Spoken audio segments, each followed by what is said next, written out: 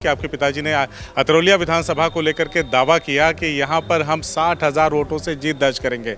मुमकिन है 3 बार का लगातार का विधायक संग्राम यादव जीतते चले आ रहे हैं। उनके पिताजी की एक लंबी राजनीति रही है, पूर्वांचल में एक मुकाम रहा है राजनीति का। लगता है कि उनके किले को ध्वस्त कर पाएंगे कि जो लक्ष्य तय किया गया है कि हमें 10 सीट विधानसभा सीट जीतना है, एनडीए की सरकार तीसरी बार बनानी है और 2017 का रिकॉर्ड दोहराना है। सोशल मीडिया पे तमाम बातें आ रही कि ज़हुराबाद में परिस्थितियां एकदम बिल्कुल भिन्न हो गई हैं, डर रहे हैं चुनाव लड़ने से, हार जाएंगे, तमाम बातें हो रही। हालांकि मंत्री जी ने कहा कि वहां भी 60,000 से जीतेंगे। तो आपको क्या लगता है कि हम अगर 2 लाख रुपया यहाँ के स्थानीय विधायक और सांसद के यहाँ गए इलाज के लिए पैसा मांगने, तो हमसे 30% कमीशन मांगा गया। बहुत सारे ऐसे लोग हमको मिल गए। ये बताइए कि अब राजभर जी और निषाद जी के बीच में पैचअप हो जाएगा, मामला इस पे सहमति बन जाएगी? अब तक का सबसे बड़ी हार अगर होगी तो अतरौलिया विधानसभा में समाजवादी पार्टी की हार होगी।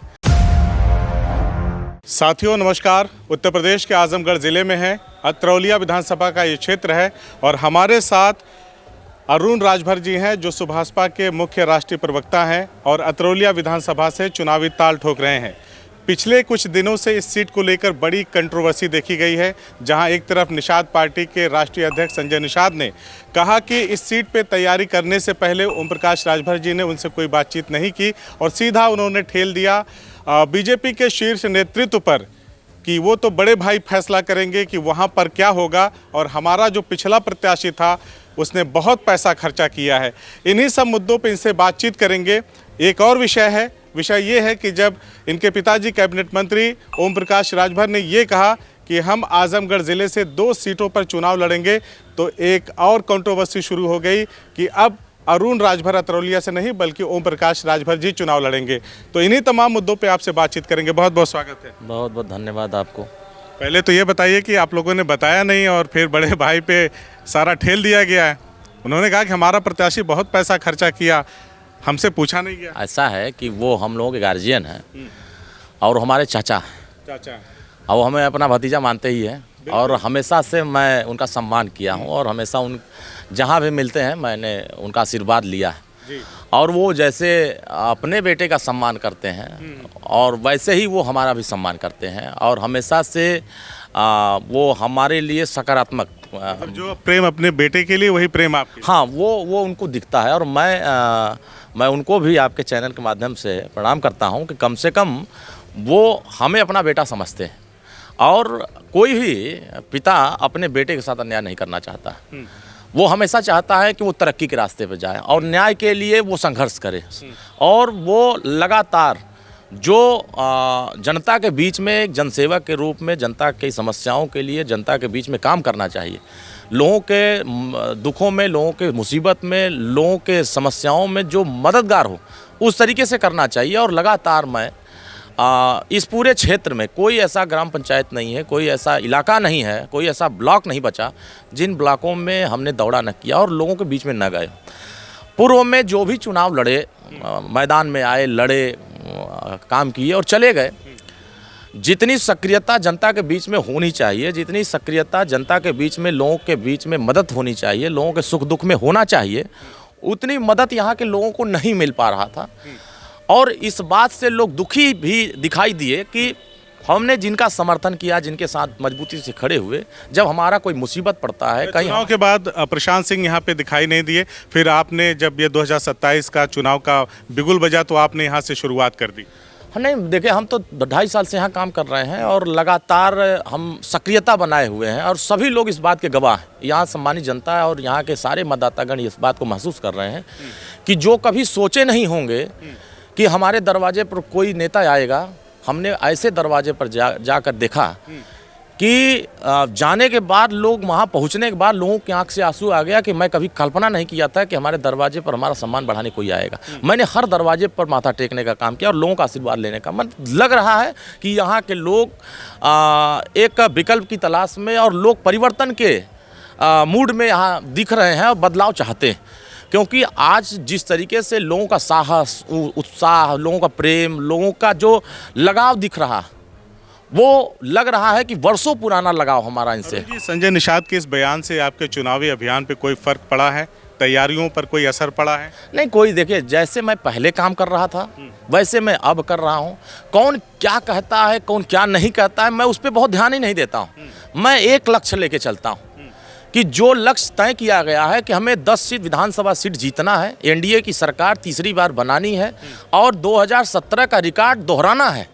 उस लक्ष्य को पूरा करने के लिए हम हर वर्ग के बीच में जाकर के लोगों को जगाने का काम कर रहे हैं। अब समाज के बीच में रहना अगर गुनाह है, जनता के बीच में उनकी समस्याएं सुनना गुनाह है, तो जिनके निगाह में हम गुनाहगार हैं उनके निगाह में गुनाहगार दिखाई देंगे। कोई विपक्षी ये हमारे लिए नहीं कहेगा कि हम अच्छा काम कर रहे हैं।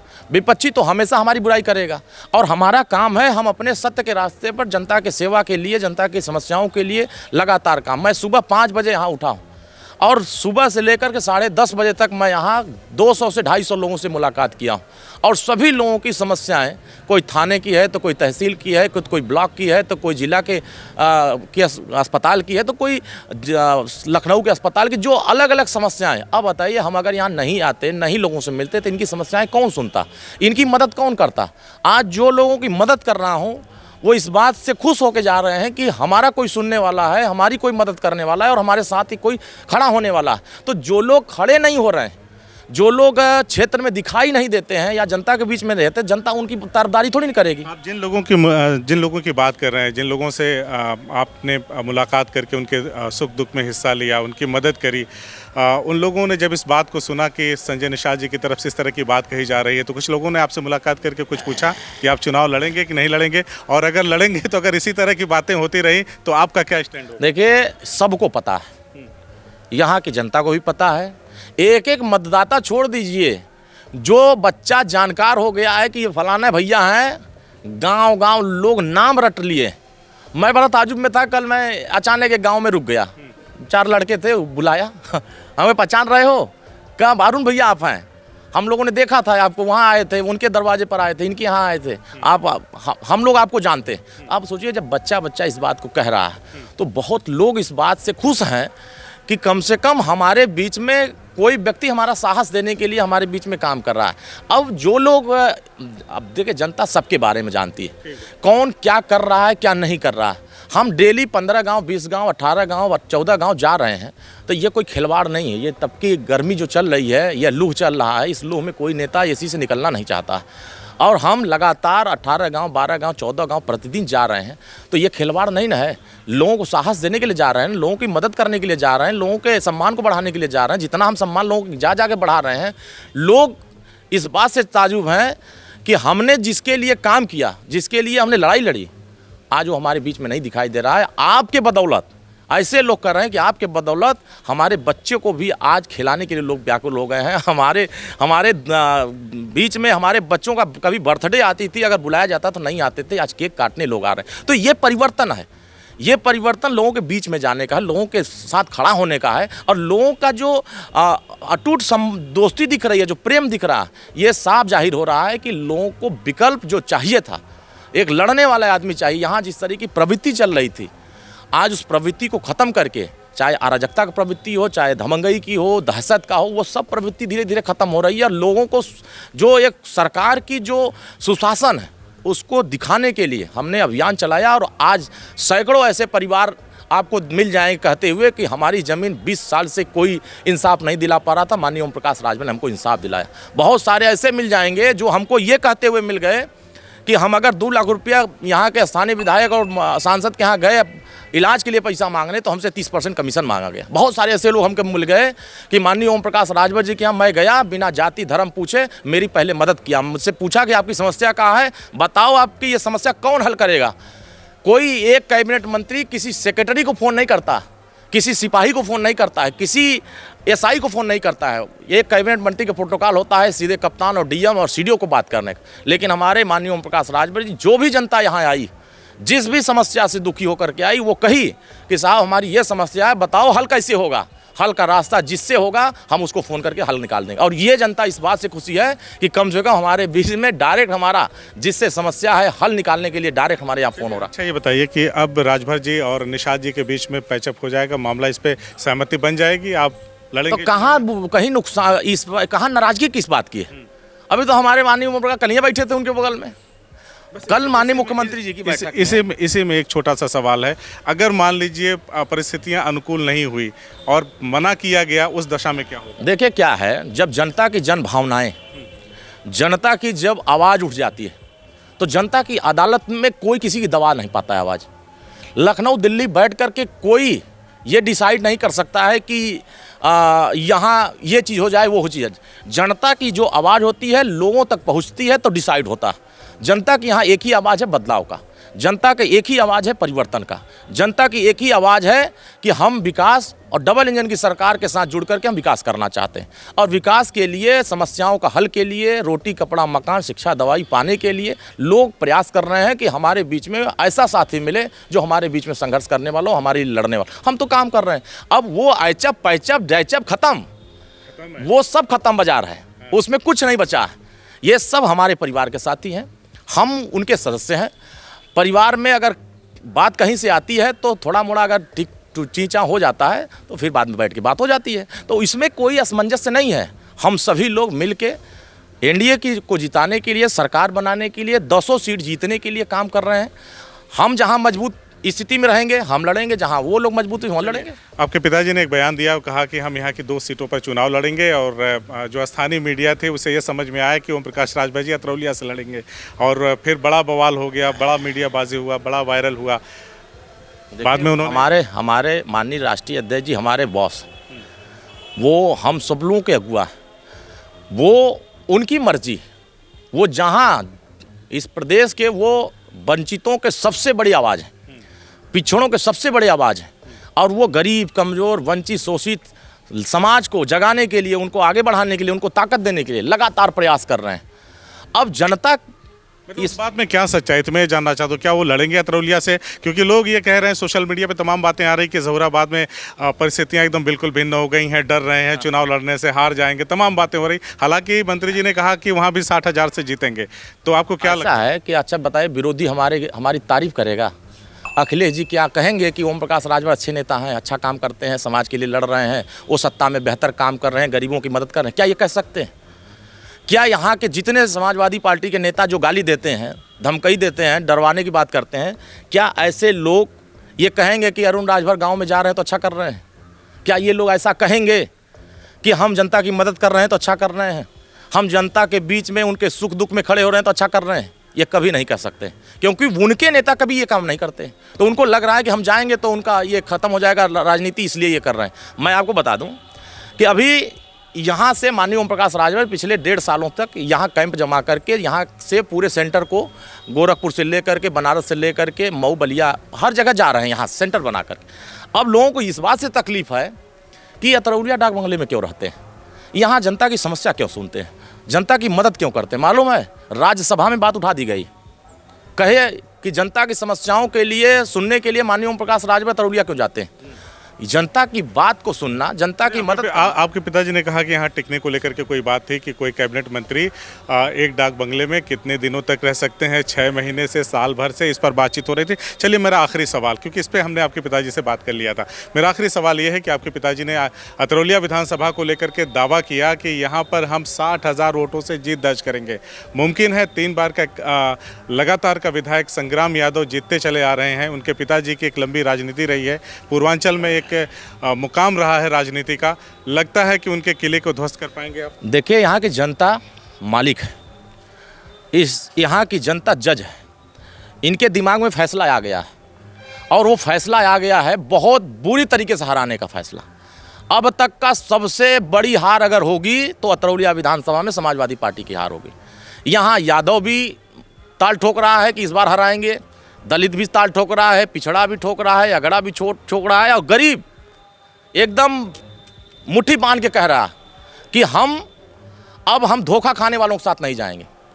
जो हमारे समस्या में न खड़ा हो सके, जो हमारी मदद ना कर सके, जो हमारा नाली ना बनवा सके, जो हमारी सड़क ना बनवा सके, जो हमें इलाज का पैसा ना दे सके, फिर हम उसके साथ रहेंगे तो हमारा भला क्या होगा? मैंने बहुत सारे ऐसे गांव में जाके देखा कि यहाँ तक कहा जाता है कि ये फलाना हमें वोट नहीं दिया, इसके गाँव का काम नहीं होना चाहिए।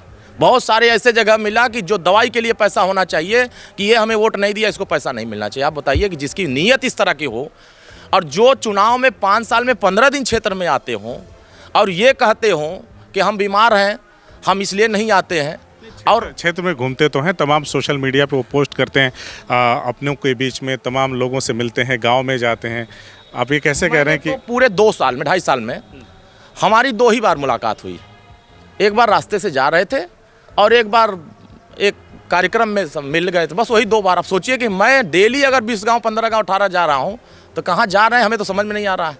ये सही बात है कि वो चिन्हित लोगों के यहाँ जा रहे हैं जो इनके एजेंट हैं, एजेंट के यहाँ जाएंगे और वहीं से वापस। कल तो हमारे गांव से एक खबर आई, गए कहो त्योहार से मंत्री जी वाला आदमी हुआ, ठीक है तब त्योहार से उनके कोई मतलब नहीं है, हमने जाते ही ये कह करके वो दूसरे गांव में निकल गए, नहीं गए वहाँ। 5 परिवार के लोग उस जगह पर मौत हुई।